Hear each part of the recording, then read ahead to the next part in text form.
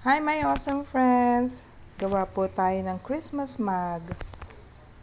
Nalagyan ko ng print yung mug, white mug. Yung temperature po niya is 180 degrees for 180 seconds. Ayan, naka 180 seconds na. So, para lutong-luto, binaliktad ko po siya. Then, press po ulit natin ng 10 seconds lang.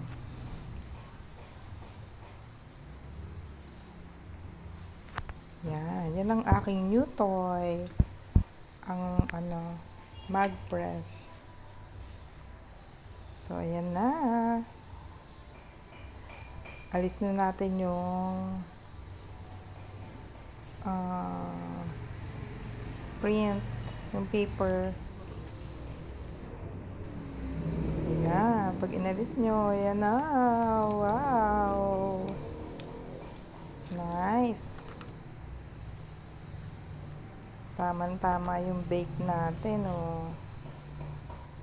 Maayos. Walang smudge. Yes! Merry Christmas!